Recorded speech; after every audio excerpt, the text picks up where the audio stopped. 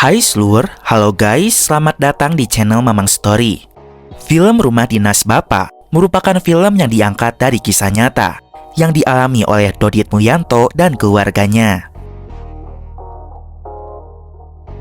Film ini akan menceritakan kisah keluarga Dodit yang harus pindah ke rumah dinas tempat ayahnya bekerja, yang mana sebagai polisi di tengah hutan jati.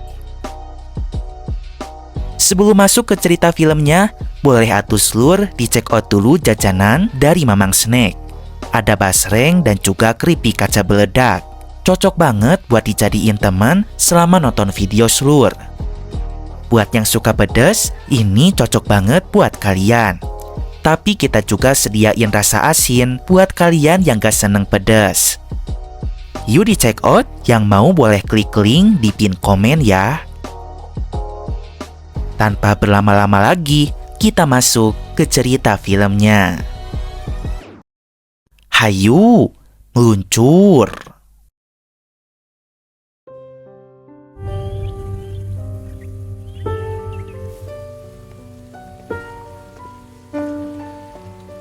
Film ini dimulai dengan seorang pria yang bernama Dodit. Terlihat ia masuk ke sebuah desa yang teramat sepi.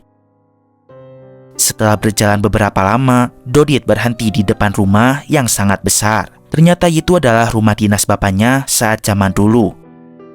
Dodit pun masuk ke dalam rumah itu dan tiba-tiba seorang cicak jatuh ke bajunya. Masih aja banyak cicak di sini. Untung bukan tokek. Tokek itu juga semacam cicak sih, tapi lebih premium. Dodit tak menyangka tidak banyak yang berubah dari rumah itu. Lalu ia pun mulai mengingat kembali kejadian saat masih kecil di rumah dinas bapak itu.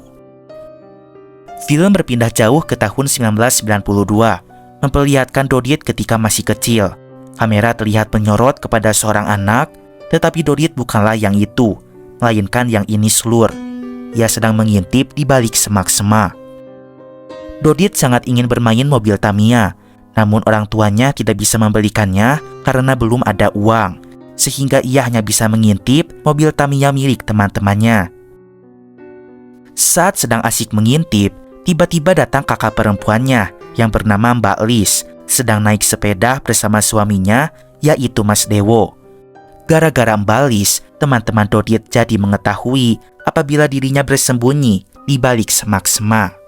Teman-teman mengajak Dodit untuk ikut bermain. Sebenarnya Dodit ingin ikut bergabung, namun ia tak cukup percaya diri karena belum punya mobil Tamiya. Yang ia punya hanyalah mobil-mobilan yang terbuat dari kulit buah.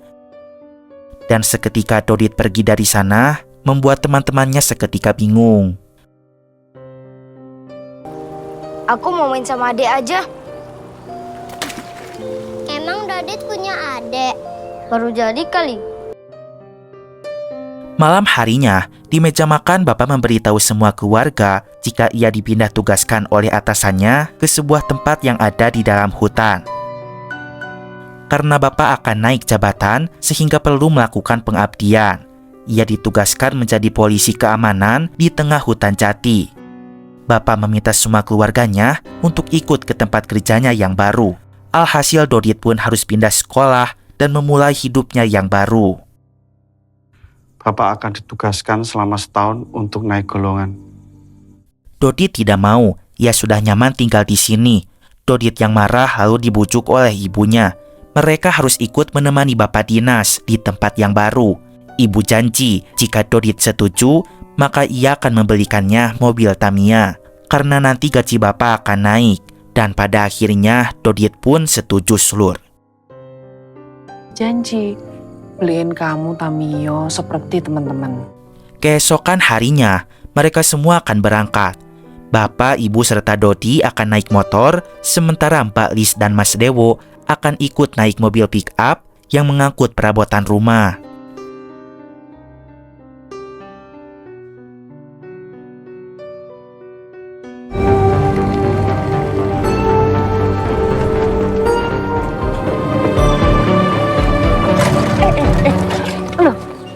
Bapak, Ibu, dan Dodit sudah sampai duluan.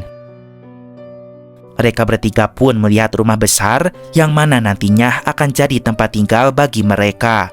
Ibu merasa merinding saat melihatnya, apalagi ia merasakan seperti ada sosok besar di atas pohon.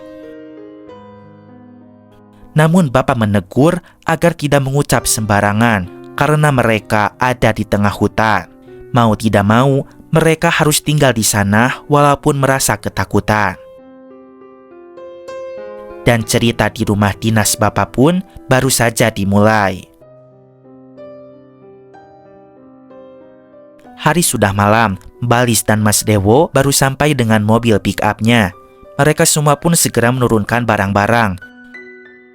Di saat itu, Balis dan Dodit merasakan hawa rumah ini sangat menyeramkan. Apalagi di sebelah rumah tersebut ada sebuah bangunan kosong, yang mana konon katanya saat zaman dulu, bangunan itu dipakai sebagai penjara untuk menghukum para belandong atau maling kayu. Mereka pun langsung ditegur oleh ibunya agar tidak berpikir aneh-aneh. Serem Yudit. Ini penjara nih. Balis merasa jalanan sangat sepi. Rasanya desa ini tidak ada penduduknya. Mas Dewo mengatakan wajar saja, soalnya sekarang sudah jam 9 malam. Semua warga pasti sudah tidur. Lalu ibu datang memberikan es teh manis hangat untuk bapak. Dalam cerita ini, Balis ternyata sedang hamil muda. Ibu pun menyuruh Balis masuk ke dalam rumah karena tidak baik terlalu lama diam di luar.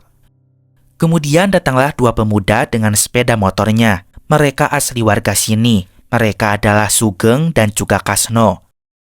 Mereka merupakan suruhan dari kantor pusat, yang mana nantinya akan jadi anak buah bapak selama dinas di tempat ini.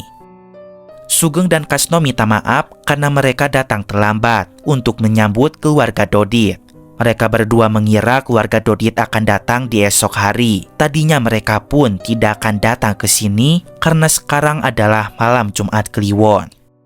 Ternyata warga-warga di daerah ini masih sangat percaya dengan mitos malam Jumat Kliwon, sehingga tak ada satupun orang yang berani keluar rumah. Saat siang tadi, Sugeng dan Kasno sudah merapikan serta membersihkan isi rumah, sehingga keluarga Dodit bisa langsung istirahat. Mereka datang ke sini hanya untuk menyambut kedatangan keluarga Dodit. Lalu mereka izin pulang dan besok pagi akan datang lagi ke rumah ini untuk bantu-bantu guys. Ibu menyarankan agar mereka menginap saja di rumah ini. Lagi pula masih ada kamar kosong yang dapat mereka tempati. Loh, kok pamit? Tadi katanya malam Jumat Kliwon loh. Oh, serem loh. Pak supir? Sebenarnya mereka sangat takut menginap di rumah angker itu. Namun apalah daya, ini permintaan dari atasannya, sehingga Sugeng dan Kasno terpaksa bermalam di sana. Malam semakin larut, semua orang istirahat di kamar masing-masing. Sementara bapak berjaga di pos sendirian, karena khawatir ada maling kayu di dalam hutan. Awalnya Sugeng dan Kasno ikut berjaga di sana, tapi bapak menyuruh mereka pulang duluan karena tahu mereka takut dengan malam Jumat Kliwon. Saat itu Dodit kecil terbangun karena mendengar suara sesuatu. Ia pun membangunkan ibunya lalu memberitahukan tentang suara tersebut.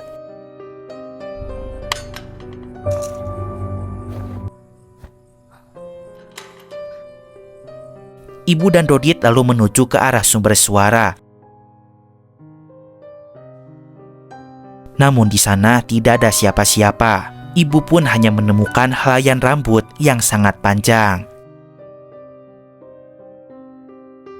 Sementara di dalam kamar, Sugeng dan Kasno merasa ketakutan karena mendengar suara bising juga. Sugeng menyuruh Kasno untuk mengeceknya. Siapa tahu itu maling. Mas Sugeng, kita cek sama-sama. 1, 2.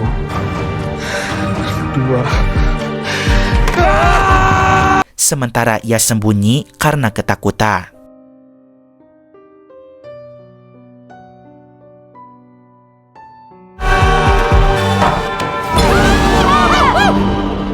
Ibu! Hampir saja Kasno memukul ibu karena ia sangka itu adalah maling. Ibu mengatakan jika ia mendengar sesuatu dari sini Namun ketika dicek tidak ada apa-apa.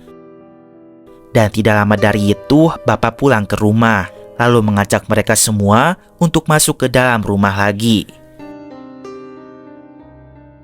Keesokan harinya, Bapak akan berangkat kerja menjaga hutan, dengan dibantu oleh Mas Dewo serta 2 anak buahnya.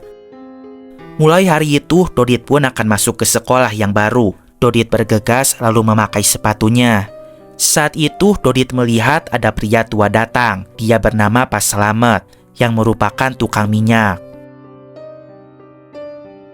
Saat ibu pergi ke belakang, Pak Slamet sempat berkata kepada Mbak Lis, yang mana rumah ini sebenarnya angker. Saat dulu banyak orang Belanda yang mati di rumah ini. Tiba-tiba Bapak datang dari arah belakang. Ia minta Pak Slamet agar tidak bercerita aneh-aneh kepada keluarganya, supaya mereka tidak ketakutan. Bapak putar balik karena lupa bawa singlet. Loh, Pak? Singlet Bapak ketinggalan. Soalnya kalau nggak pakai, pas merayap di hutan itu loh, pentil Bapak gatel. Apa nih? Untuk hari pertama, Dodit diantar sekolah oleh ibunya. Tapi mulai besok ia akan pulang pergi sendirian. Dodit harus berani dan setiap hari ia pulang lewat kuburan. Sore harinya, Mbak Lis disuruh ibu untuk angkat jemuran. Lalu Mbak Lis melihat ada telapak tangan darah pada kain putih. Tapi seketika noda itu pun menghilang. Kemudian ia mendengar suara minta tolong dari bangunan bekas penjara itu.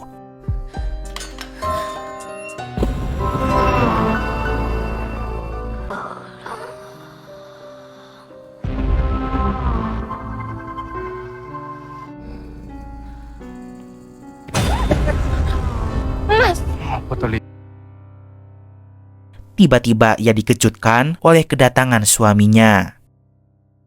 Ayo masuk. Ingat loh kata ibu, orang hamil nggak boleh keluar maghrib-maghrib. Bolehnya di kamar sama aku. Enak-enak. Ayo, udah masuk. Hari demi hari berlalu, banyak kejadian aneh yang dialami oleh keluarga Dodit di rumah tersebut, terutama pada hari Kamis Wage atau malam Jumat Kliwon. Semua orang merasakan terornya Slur, seperti pintu terbuka dengan sendiri hingga barang berpindah tempat secara misterius. Dodit bingung apakah benar ucapan Pak Slamet jika rumah itu memanglah angker, ataukah hanya karena dirinya yang penakut.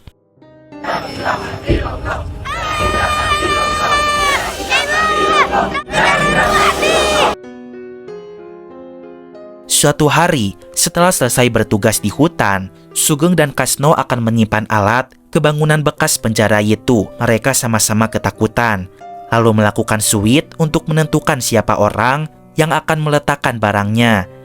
Terpantau Kasno menang suit 3 kali, tapi ternyata suitnya suit Jawa, sehingga yang menang yang harus menyimpan barangnya.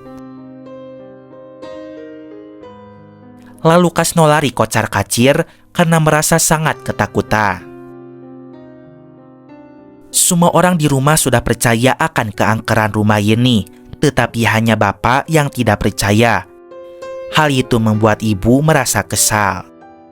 Keesokan harinya, Bapak berkumpul bersama kepala desa serta warga lainnya untuk membahas tentang program yang akan dijalankan ke depannya dengan tujuan melindungi hutan dari para Belandong. Ketika itu tiba-tiba Sugeng kesurupan, membuat semua orang seketika terkejut. Insya Allah 3 bulan Pak Joko di sini, hutan kita jadi lebih aman. Astagfirullahaladzim. Sampai Kristen. Tuhan Yesus.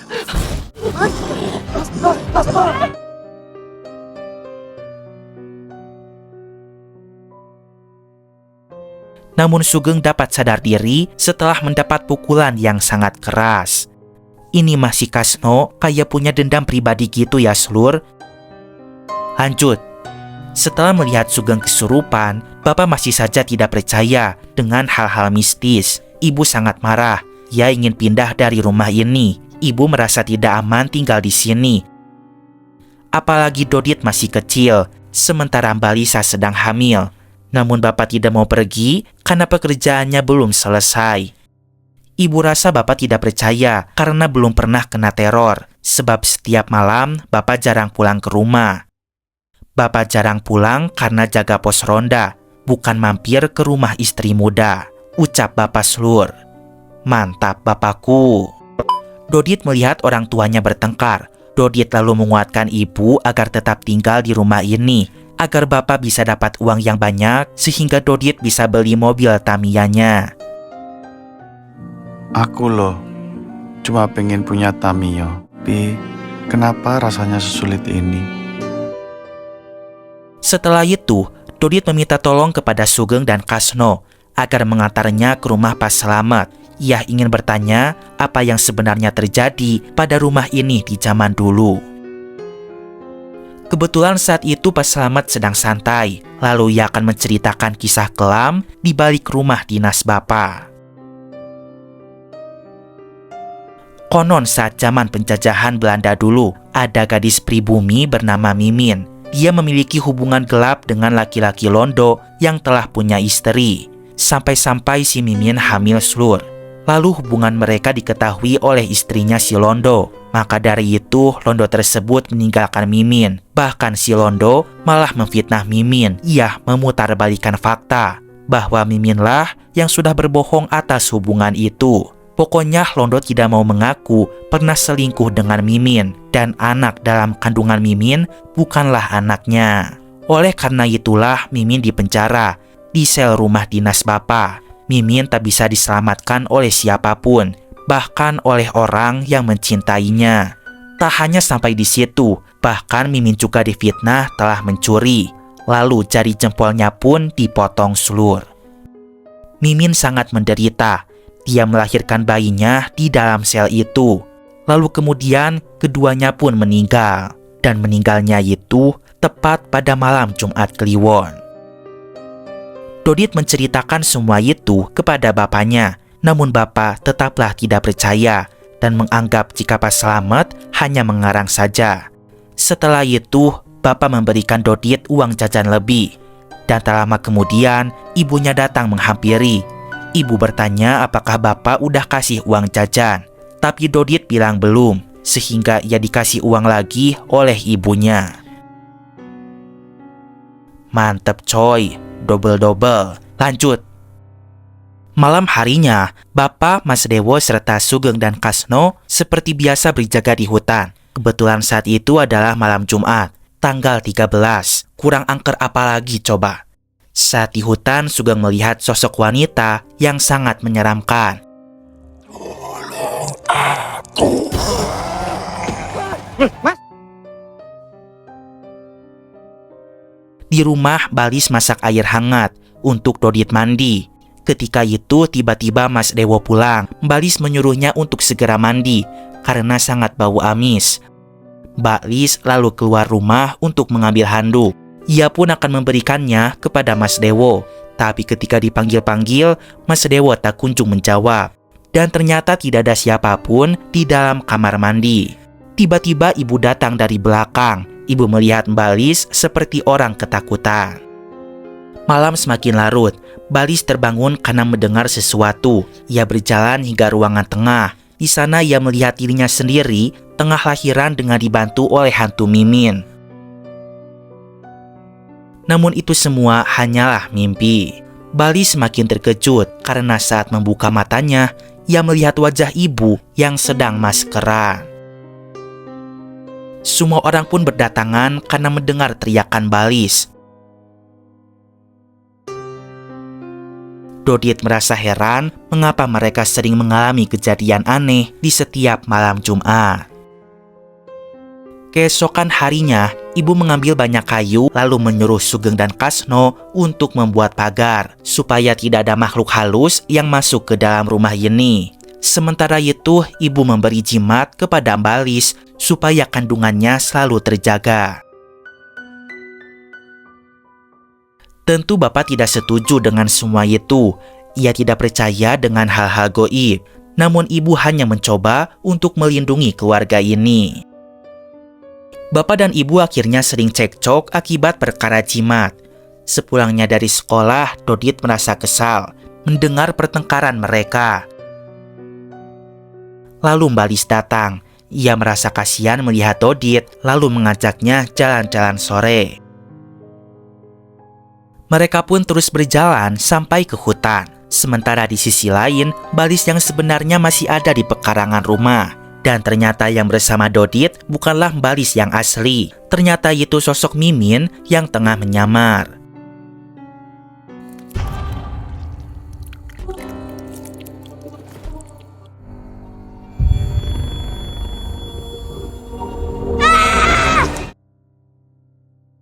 Malam harinya, Dodit menghilang dan tak kunjung pulang ke rumah.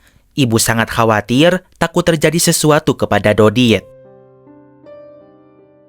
Sugeng dan Kasno pun curiga jika Dodit diculik oleh si Mimin. Bapak akan berusaha mencari Dodit ke dalam hutan, dan para anak buah itu akan bertanya pada warga sekitar. Lalu mereka pun bertemu dengan Pak Slamet. Mereka menanyakan keberadaan Dodit. Apa mungkin Dodit diculik? Orang di sini lebih suka nyulik kayu daripada nyulik manusia. Lalu ia berkata, kemungkinan Dodit diculik oleh Demit. Sementara Dodit yang sebenarnya ternyata tersesat di dalam hutan. Ia pun mendengar suara tembang Jawa. Lalu ia melihat penampakan di pohon besar. Tiba-tiba Pak Slamet muncul dari arah belakang. Dia akan membantu Dodit untuk keluar dari hutan ini. Lalu ia pun memberikan sesuatu sebagai kenang-kenangan. Tidak lama kemudian, akhirnya Dodit pulang ke rumah dengan diantarkan oleh Pak Slamet. Ibu menangis bahagia karena anaknya telah kembali. Kemudian tiba-tiba suasana berubah menjadi panik karena Mbak Lis tiba-tiba pecah ketuban pertanda akan segera melahirkan.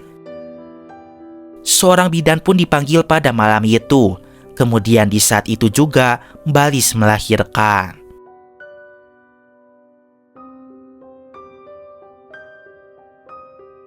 Anak itu pun berhasil dilahirkan dengan selamat.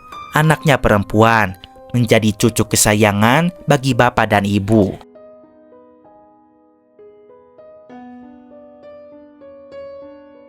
Teror semakin mencekam.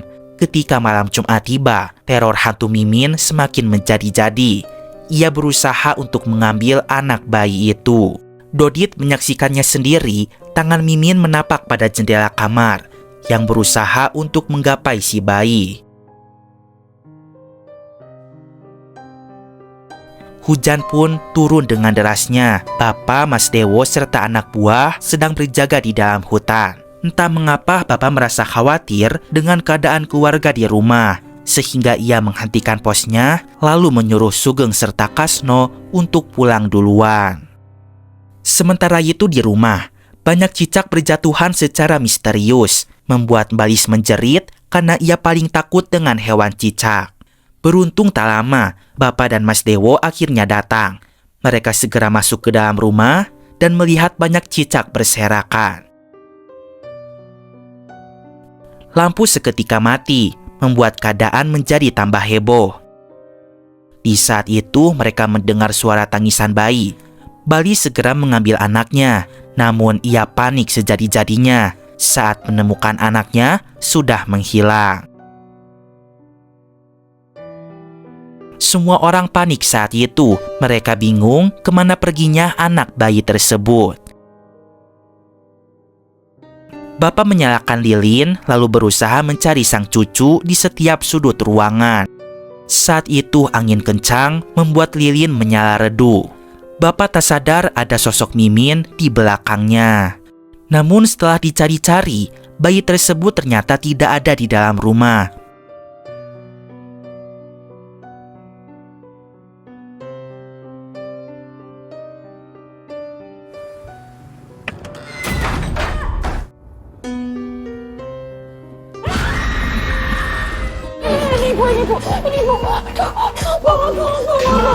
Mereka semua kemudian keluar dari rumah, berusaha meminta bantuan kepada warga sekitar. Akhirnya para warga berkumpul, lalu secara bersama-sama mulai mencari anaknya Mbak Lis.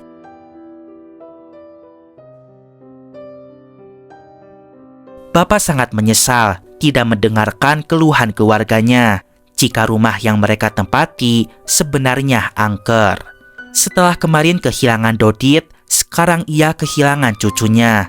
Bapak akan sangat marah kepada dirinya jika terjadi sesuatu kepada anggota keluarganya.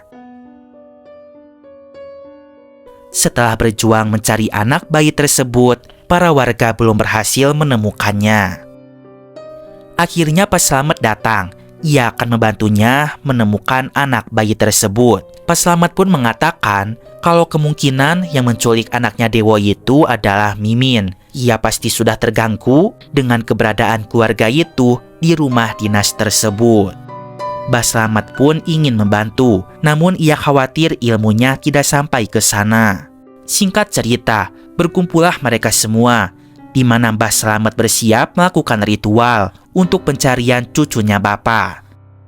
Lalu setelah membaca mantra, tiba-tiba saja jiwa Mbah Slamet berada di dimensi lain. Di sana ia mendengar suara Mimin yang sedang menangis. Suara itu pun berasal dari arah sel penjara. Terlihat gambaran Mimin saat dulu, ia sangat menderita di penjara. Ia pun sedih, orang yang ia cintai telah mengkhianatinya. Mimin kesepian, hanya Cicak yang menemaninya di sana. Ia rasa selama hidup tidak pernah dihargai oleh siapapun. Maka dari itu, ia lebih memilih untuk mati agar semua orang dapat menghormatinya. Maka dari itulah ia pun bundir selur. Mimin akan tetap menjadi arwah gentayangan yang selalu ingin memiliki seorang bayi. Kemudian Pak Slamet sadar kembali dan terdengar suara bayi dari luar rumah. Saat mereka akan menghampiri, seketika pintu terkunci dan tak bisa dibuka lagi.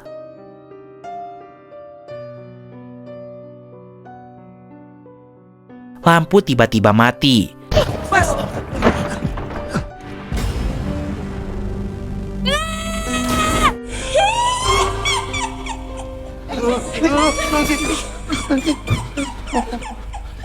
Dan kemudian datanglah sosok hantu Mimin menampakkan dirinya.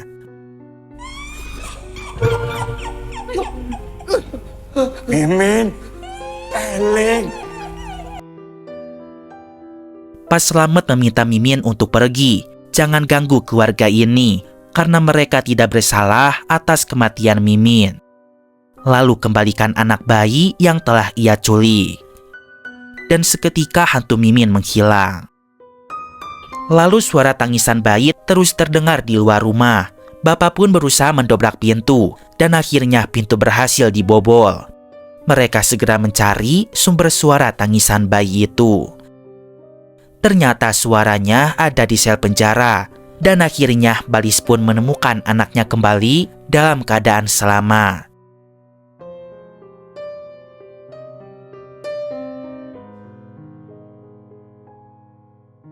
Keesokan harinya, gangguan dari hantu Mimin sudah menghilang. Namun Pak Slamet mengatakan jika hantu Mimin akan selalu ada di rumah ini, karena arwahnya telah menyatu. Ia akan selalu ada di sel penjara bersama arwah para Blandok yang dibunuh secara keji oleh para Londo.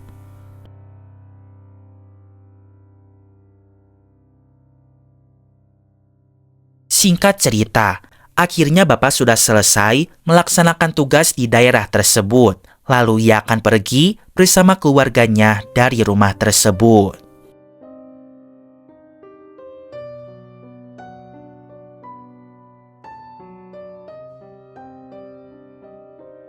Itulah kisah seram Dodit saat masih kecil. Kini Dodit dewasa datang kembali ke rumah itu untuk mengenang masa lalunya. Begitulah pengalaman setahun tinggal di rumah dinas Bapak. Gimana, serem toh? Nggak takut sama yang namanya hantu-hantu gitu? Nggak level. Di akhir film kita diperlihatkan kepada ibu yang mengantar Dodit untuk membeli Tamiya impiannya.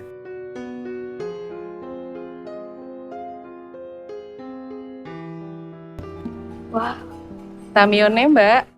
Ini uangnya saya taruh sini ya, Mbak. Dit, Ibu ke sebelah beli makan. Ya, Bu. Nyusul ya, Dit? Namun secara tiba-tiba, penjual mainan itu menatap Dodit dengan tatapan yang sangat tajam. Dan akhirnya, film pun selesai. Oke seluruh, mungkin cukup sekian video kali ini. Jangan lupa klik like kalau kalian suka dengan filmnya, dan juga beri komentar untuk film ini. Oke lah, Mamang pamit dulu.